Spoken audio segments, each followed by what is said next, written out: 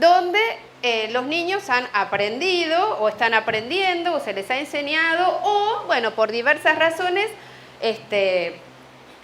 empiezan a conocer la relación entre ortografía de las palabras y los sonidos, y entonces empieza este momento, esta experiencia de aprendizaje donde primero se comprende la relación, o se empieza a comprender la relación entre oralidad y escritura, ¿sí? Los sonidos y que lo impreso de alguna manera intenta representar arbitrariamente los sonidos, y entonces empiezan a poder segmentar las palabras y establecer relaciones entre letras y sonidos, ¿no?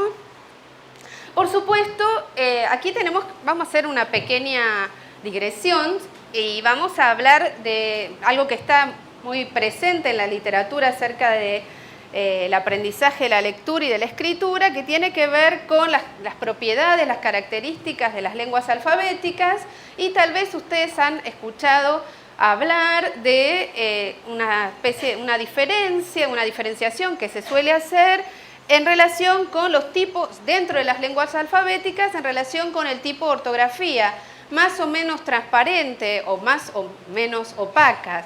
Es decir, cuando la relación entre sonido y ortografía es altamente consistente, hay pocas reglas, ¿sí?, contextuales que hagan que uno pueda leer una letra de una forma u otra en relación con el contexto. A esto se les llama ortografías más transparentes o ortografías superficiales, ¿sí? O sea, donde hay mayor consistencia, mayor predecibilidad y en realidad la relación que se establece entre la ortografía, la escritura y el sonido es más sencilla.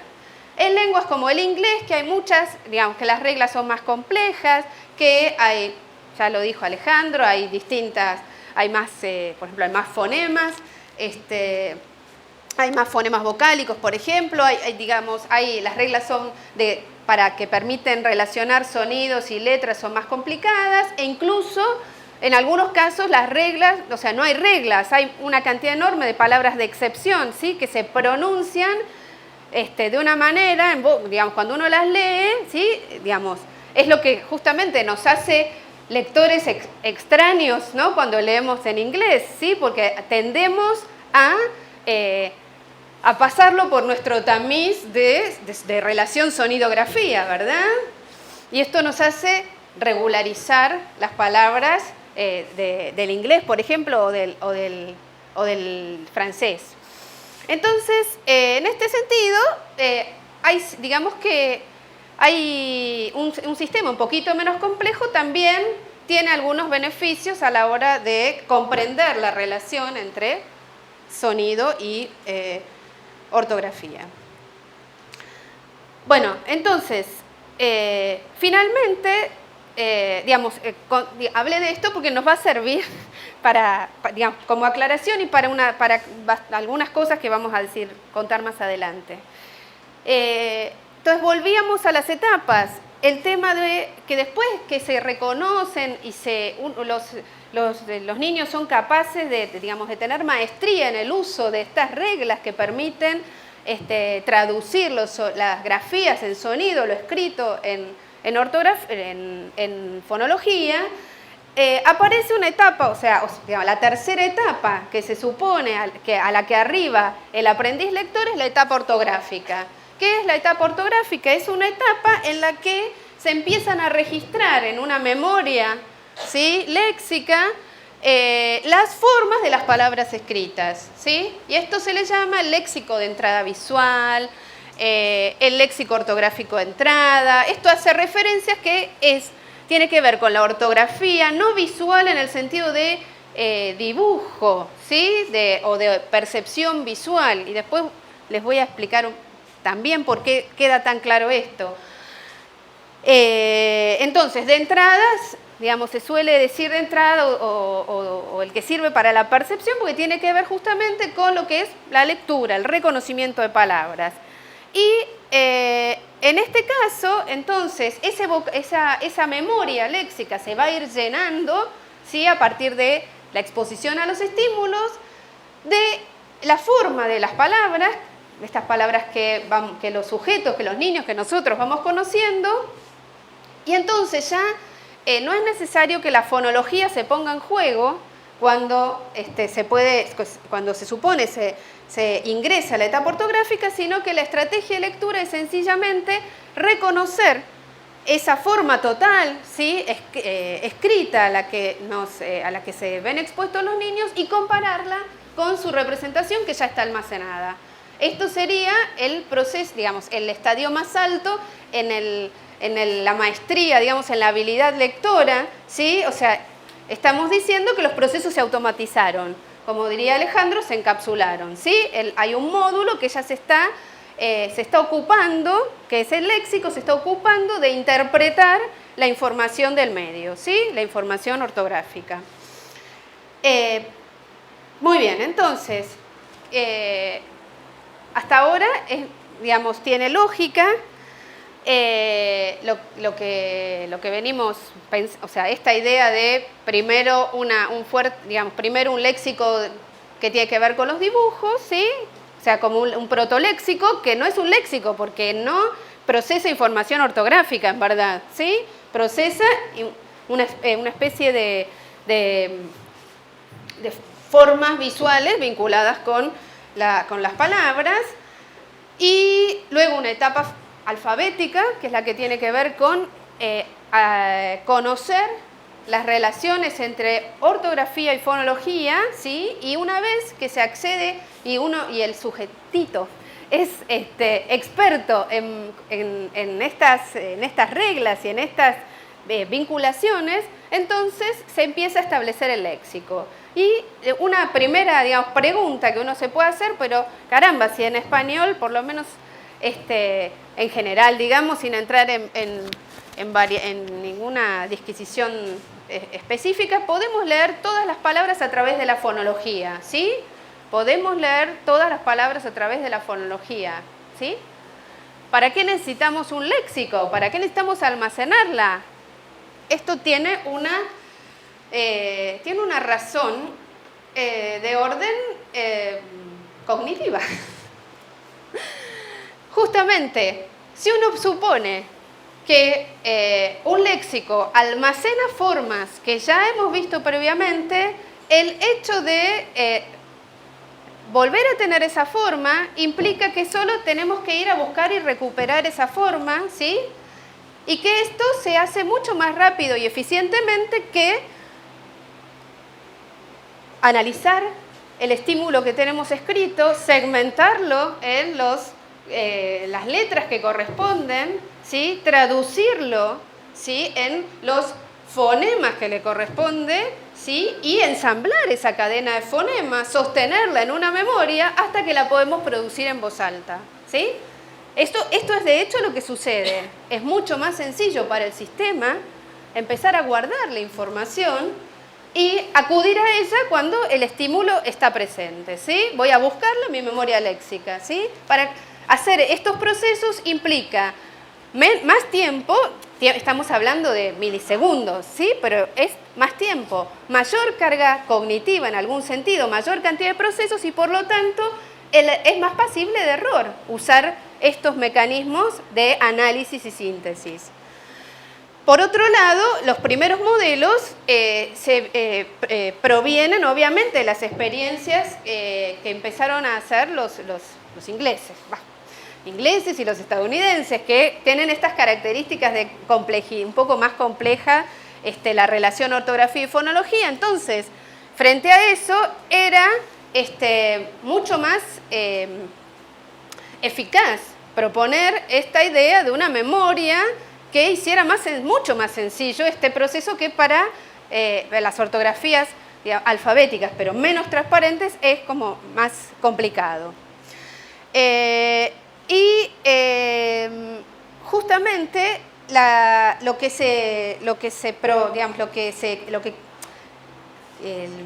el fenómeno que aparece en la bibliografía justamente es que cuando uno lee a través de la fonología, en estas lenguas opacas, se produce un fenómeno de regularización, que es justamente Lo que nos pasaría si en lugar de leer boutique, leyéramos boutique, ¿sí? O en lugar de leer ship, leyéramos Geep, ¿sí? Apelando a nuestras propias reglas. Esto es solamente un ejemplo, ¿no? Entonces, digamos, desde el punto de vista cognitivo, era realmente una posibilidad muy interesante pensar en el léxico y en que era necesario para la lectura eficaz de todos nosotros, de los niños y nuestra, ¿no? Por supuesto. Y en español hubo toda una discusión respecto a, bueno, ¿para qué lo queremos nosotros? Que se dirimió justamente cuando aparecen los primeros trabajos en relación con las dificultades en el aprendizaje de la lectura y con las dificultades que tienen los sujetos lesionados cerebrales ya, que digamos, adultos alfabetizados, cuando, digamos, que en casos específicos se comprueba que este léxico efectivamente existe o puede alterarse selectivamente. Después lo vamos a ver, esto es como un adelanto. Lo que quiero decir es que esto se dirime experimentalmente. Lo que uno dice es cómo no va a ser eficaz pensar en un léxico, una memoria que procese información, finalmente se dirime también experimentalmente, con datos en este caso que provienen de las patologías del lenguaje de origen cerebral. Entonces, lo que les decía, la lectura léxica, llevar a cabo una lectura a través de recuperar la información almacenada en el léxico tiene distintas ventajas. Por ejemplo, la rapidez para el procesamiento. El sistema automáticamente, uno no tiene nada que ver con lo que le está pasando, ni siquiera percibe, porque estamos hablando de unidades que no son, digamos, que no las podemos percibir, ¿no? De hecho,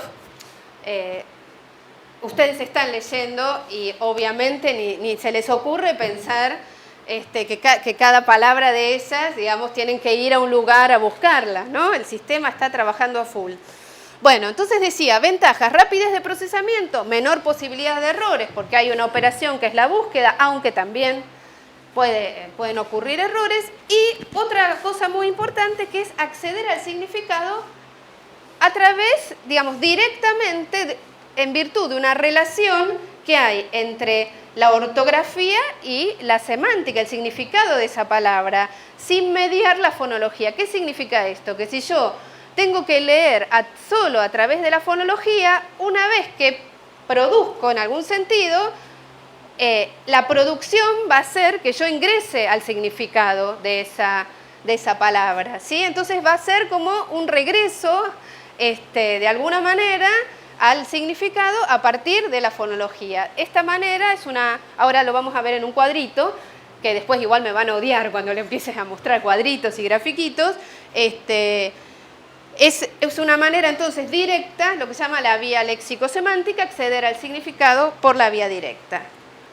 Sin embargo, digamos, me fui hacia otro lado. Lo que yo quería contarles era que esta primera discusión que tiene que ver con establecer etapas específicas para el aprendizaje de la lectura, fue ciertamente criticada en ese mismo momento, mientras se discuten estas cosas, y lo que empiezan a aparecer son otros estudios que justamente argumentan de distintas maneras. Por ejemplo, que estas etapas que se describen tienen que ver más con enfoques de enseñanza en sí que con procesos cognitivos del sujeto, ¿sí? O con necesidades cognitivas del sujeto. Otros estudios que ahora vamos a ver muestran que no todos los chicos pasan por estas etapas así, y que en realidad no es necesario que un conocimiento esté dado y finalizado y cerrado para que se llegue a obtener información a través del otro tipo de establecimiento de relaciones, ¿no? O sea, lo que quiero decir es que no es necesario, dicen algunos, conocer toda la fonología para empezar a desarrollar ese léxico ortográfico. Por ejemplo, hay unos estudios longitudinales que se hicieron son estudios que se le hicieron los ingleses, y encuentran, digamos, en población de niños, en escolares, encuentras que hay niños, digamos, que utilizan los procedimientos fonológicos y ortográficos sin ningún problema, y sin embargo hay niños que igual, que digamos que dentro de esa misma población, que no son sujetos patológicos, pero que utilizan uno de las posibles procesos, que es la recuperación o las reglas de conversión de grafemas en fonemas. Eso es lo que quiere decir R, C, G, F.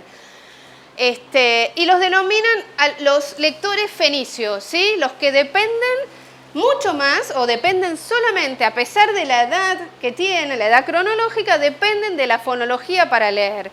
Y los denominan fenicios. Bueno, y el otro grupo que detectan son los que denominan lectores chinos. No son ni fenicios ni chinos, son formas de lectura lo que están tratando de comparar, ¿sí? Entonces, dentro de una población, digamos, de sujetos de una escuela, hacen un estudio longitudinal de primero a sexto grado y encuentran que podían leer utilizando reglas y a su vez podían leer utilizando esta memoria léxica.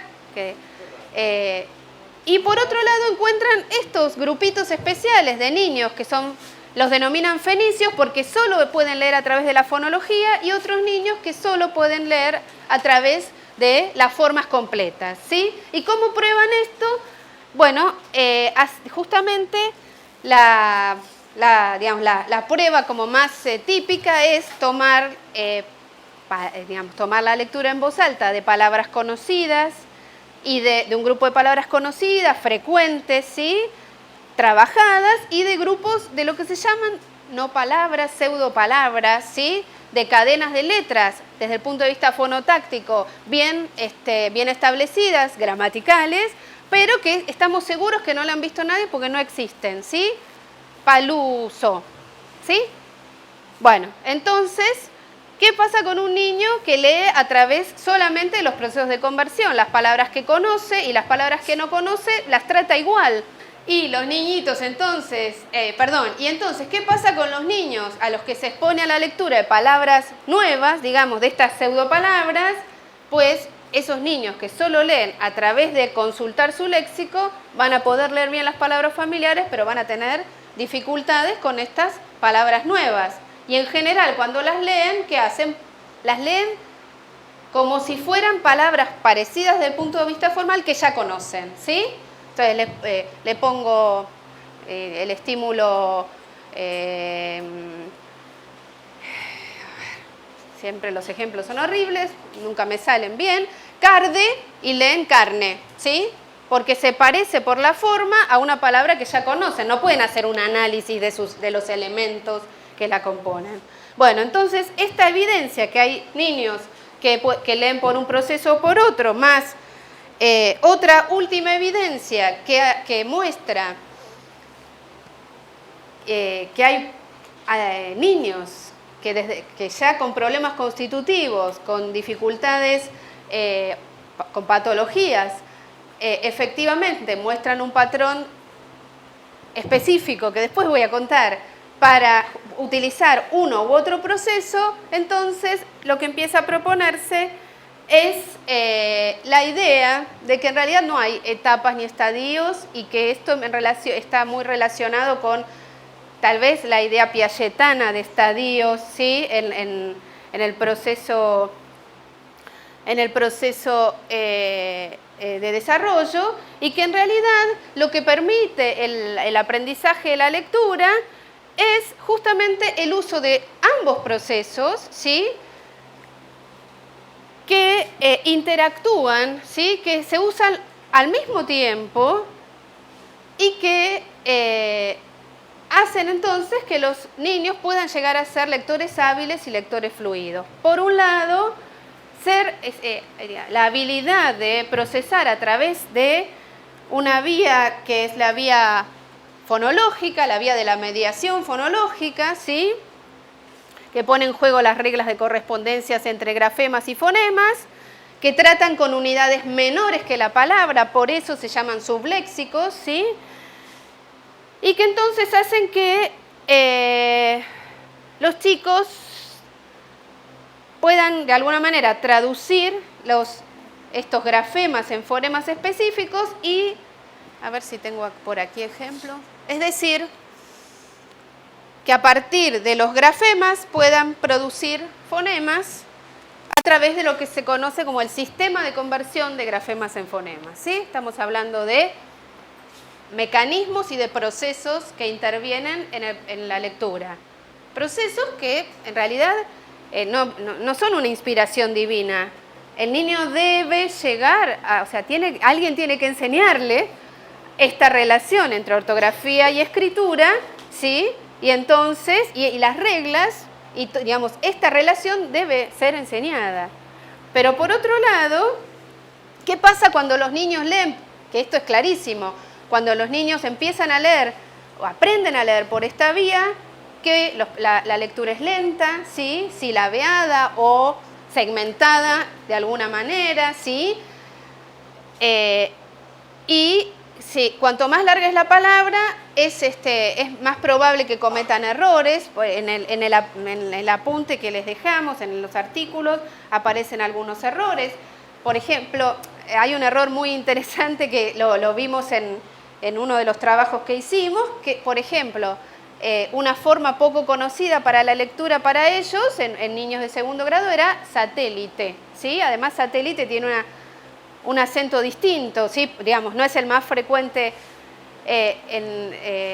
no es el más frecuente, con lo cual los niños leían satélite, entonces se escuchaban y conocían esa palabra digamos, a la que no se habían enfrentado visual, ortográficamente. Ah, satélite, ¿sí? Pero es este tipo de lectura la que no respeta estos acentos, la que, por ejemplo, hace que en lugar de leer una palabra como, bueno, este es el ejemplo que les puse, mariposa, se lea manipusa, ¿sí? O maní, ¿sí? Y así. Entonces, los errores dan lugar a neologismos, es decir, no palabras, ¿sí? Y que se parecen de alguna manera, obviamente, a lo que debe ser leído, con sustituciones, con transposiciones, con omisiones, ¿sí? Esta capacidad de lectura fonológica va a permitirles, es como la puerta que abre la lectura a las palabras con las que nunca se ha encontrado previamente por escrito, ¿verdad? Y es la que usamos también nosotros, adultos, cuando nos enfrentamos por primera vez a una palabra que nunca hemos visto escrita, ¿sí? Estamos leyendo un texto especializado, ¿sí? Un texto científico, algo técnico, lo que sea. Y muchas veces aparece en esta palabra. Bueno, nuestro sistema hace algo así también, digamos. Por supuesto, la relación entre usar esta vía, digamos, este proceso, va cambiando en función del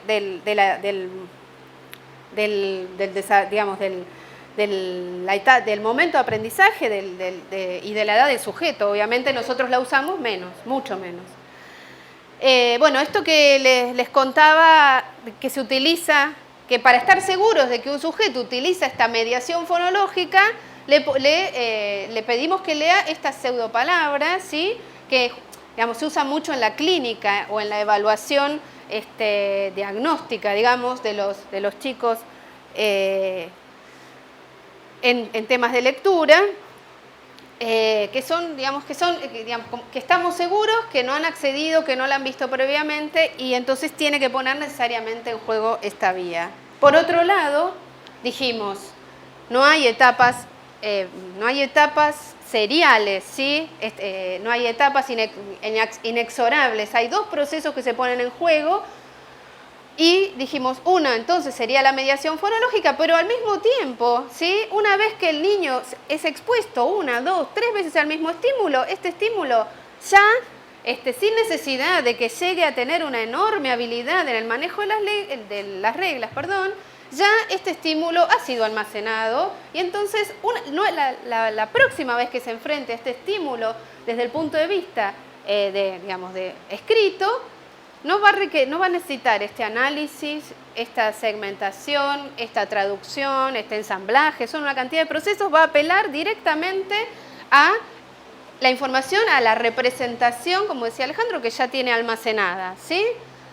Y por lo tanto, esta es la manera en que va cargándose esa memoria, ¿sí? Ese léxico. A través de los mecanismos más analíticos, digamos, rápidamente se puede llegar a establecer, y se establece esa relación esa representación en el léxico, que es ni más ni menos que una memoria a largo plazo. La información se almacena ahí y ahí quedará, ¿sí? Después con los años pasará, por ejemplo, el típico caso que queremos decir una palabra y no nos acordamos. Bueno, ese es un problema de la edad. La memoria está, digamos, la tenemos. El tema es cuando queremos acceder a la memoria, y eso es un problemita particular. Pasaré a lo que sigue, que es graficar entonces que en lugar de utilizar estos procesos periféricos, ¿sí?, sublexicales, podemos utilizar, y de hecho los niños rápidamente empiezan a establecer su léxico ortográfico, ¿sí?, que almacena entonces las representaciones de las palabras a las que empieza a ser expuesto rápidamente. Esto no implica una etapa distinta, implica un proceso distinto utilizado simultáneamente, ¿sí? Una vez que tiene almacenada entonces la información en el léxico ortográfico, puede ir a recuperarla, que a su vez puede ir, digamos, esta información activará información a nivel del significado de esa palabra, y si es necesario que se lea esta palabra en voz alta, el significado de alguna manera pasará, se activará la información que tiene que ver con la fonología de salida y permitirá leerla en voz alta. De cualquier manera, ingresar al léxico y luego al sistema semántico implica reconocer y comprender una palabra, ¿sí? El resto es leerla en voz alta.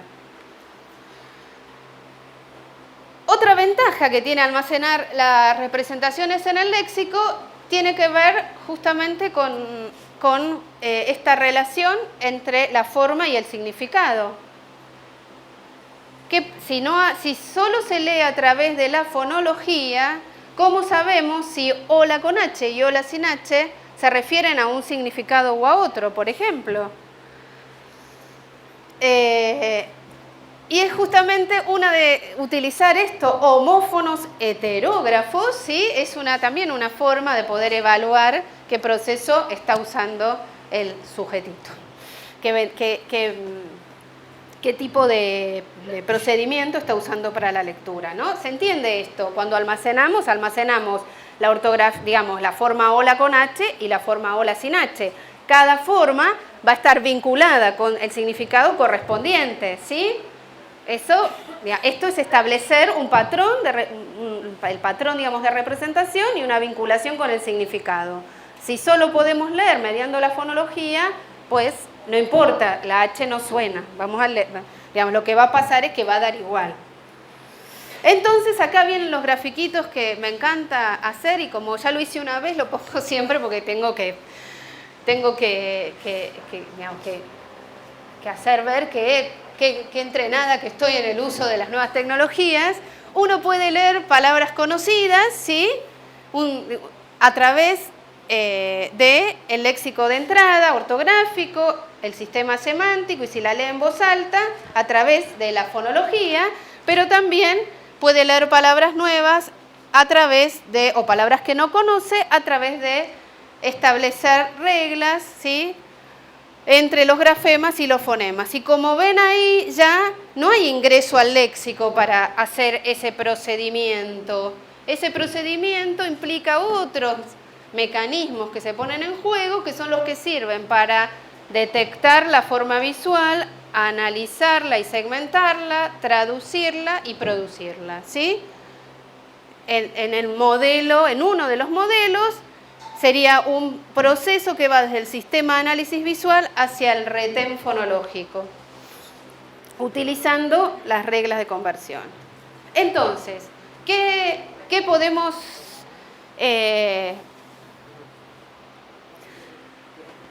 ¿Qué podemos decir de el uso de estos dos procesos? Que un chico que utiliza sus habilidades fonológicas es un lector independiente, ¿sí? Un niño que conoce, que ha aprendido la relación entre ortografía y fonología, que conoce las reglas, es un lector independiente en el sentido que él se apropió, conoce, ha aprendido una forma de autoaprendizaje, ¿sí? De establecer información en su léxico, ¿sí? Y construye de esta manera su vocabulario visual, su léxico ortográfico, con menor necesidad de asistencia externa, obviamente, ¿no? Entonces hablar de estos procesos, de esta información, de la relación entre ortografía y fonología, es de alguna manera mostrar la puerta de entrada a establecer el vocabulario visual, que es lo que los hace lectores hábiles.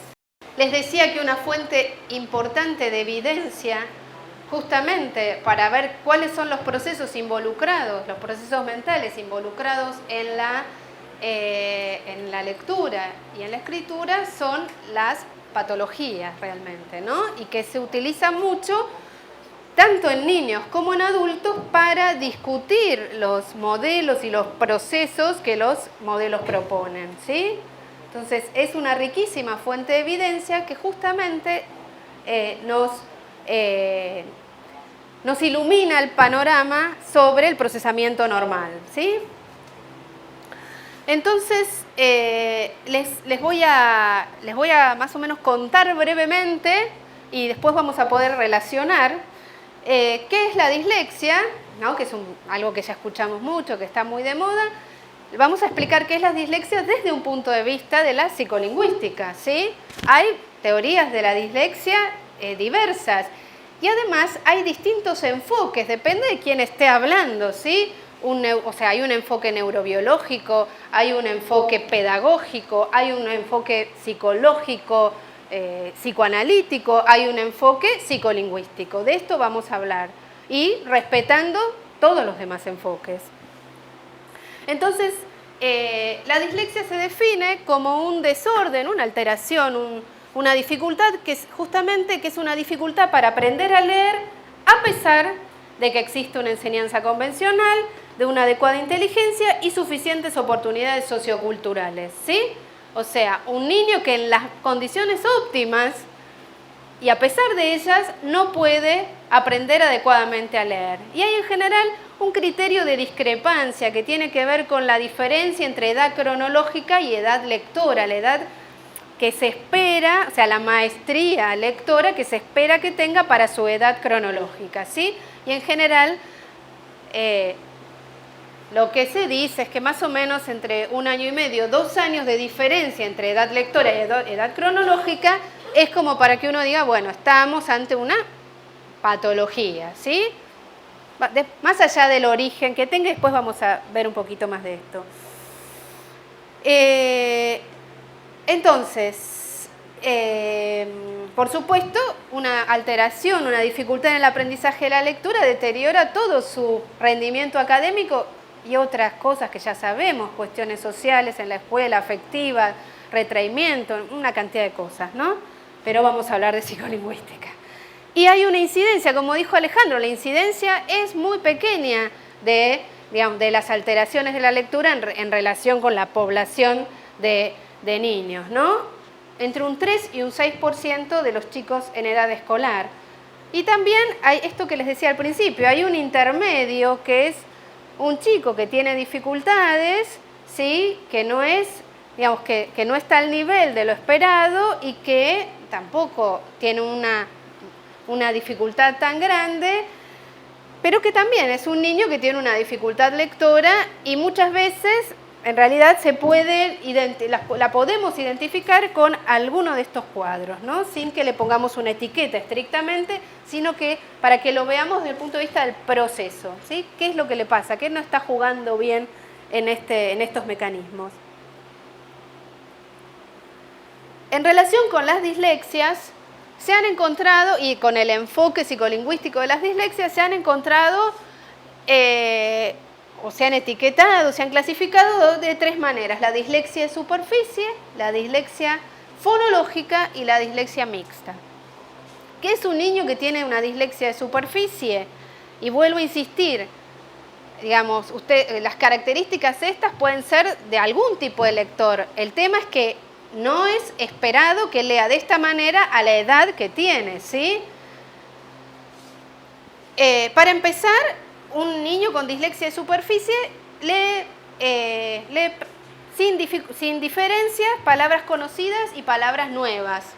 Esto que les decía, si un lector, digamos, una prueba interesante es poner estas no palabras, estas pseudopalabras, estas palabras nuevas que hacen, en realidad que son experimentalmente la forma en que los enfrentamos con una palabra que no han leído antes, sencillamente, ¿sí? Entonces, leen igual palabras conocidas que palabras nuevas, leen con lentitud y con esfuerzo, fragmentariamente, se registra un